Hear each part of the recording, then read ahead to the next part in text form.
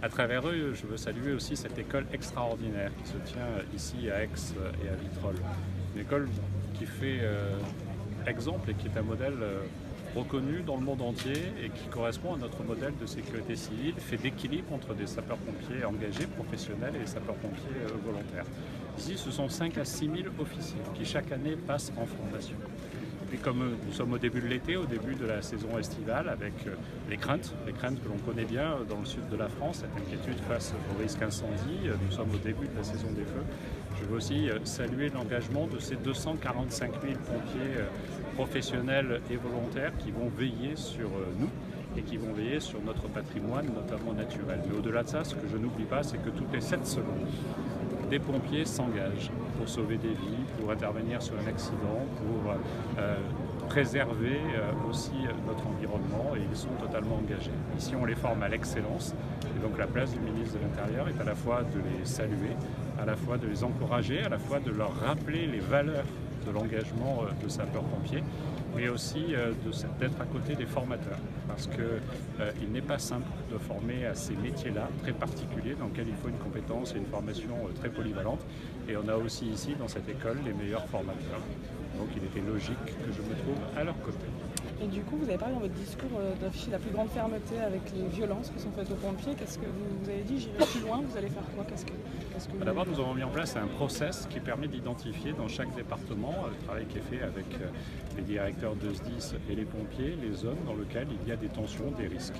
On a déterminé 3 niveaux de zones sur lesquels les interventions de pompiers peuvent se faire en étant systématiquement accompagnés par les forces de sécurité.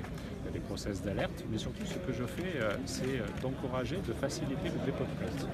Je souhaite que, même si le nombre reste faible en France, en ce moment c'est à peu près 3 par jour d'incivilités qui sont enregistrées contre nos sapeurs-pompiers, je souhaite qu'il y ait un dépôt de plainte systématique. Je souhaite qu'il y ait une instruction, je souhaite, j'espère, ça ne relève pas de mon ministère, qu'il y ait des sanctions de façon systématique. Il faut là-dessus ne rien laisser passer, parce que quand on attaque les pompiers, au fond d'abord on s'attaque soi-même, parce qu'ils viennent quelquefois pour vous sauver la vie, mais au-delà on attaque la République. Leur parcelle d'uniforme, c'est une parcelle de la République, et donc je ne veux rien laisser passer. Monsieur le ministre, il y a un sapeur-pompier, colonel, qui explique que lors de ses interventions, on lui interdit de pénétrer dans une pièce occupée par des femmes et même de porter assistance à une femme sous prétexte qu'il est un homme. C'est une situation qui visiblement est présente dans le cadre du service des pompiers, mais dans d'autres cadres du service public. Comment réagir face à ça? On n'est pas dans l'incivilité ni dans le geste de violence, on est simplement dans le refus parce qu'il y a une entité religieuse. Une forme de radicalisation, le combat contre la radicalisation, nous devons le mener partout. J'ai mis en place des quartiers de reconquête républicaine qui traitent aussi de ces sujets de radicalisation. Mais ce combat, nous devons le mener dans l'éducation. Et surtout rappeler que la laïcité, c'est quoi? C'est garantir à chacun le droit de croire ou de ne pas croire. C'est une valeur de la République, la laïcité. Et que la religion, en aucun cas, ne peut imposer des règles qui seraient supérieures à celles de la République. Celle que vous évoquez enfreint, au nom d'une inégalité fondamentale entre les femmes et les hommes, enfreint ce principe d'égalité qui est une valeur républicaine. Et donc dans ce cas-là, elles doivent être sanctionnées.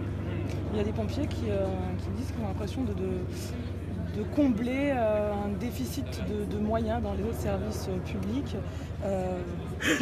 En fait, ils font un travail qui n'est pas forcément...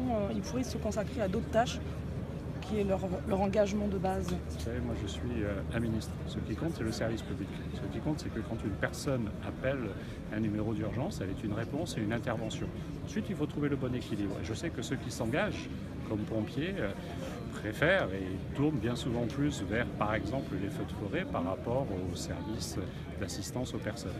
Mais c'est un tout, la sécurité. Et les pompiers ont leur place dans tout cela. Il faut réguler, améliorer certains dispositifs. Nous travaillons vers la mise en place d'un numéro unique. C'est un exercice difficile parce que les organisations ne sont pas les mêmes entre le volet santé sanitaire et le volet sécurité du ministère de l'Intérieur. C'est un chemin que nous devons prendre ensemble.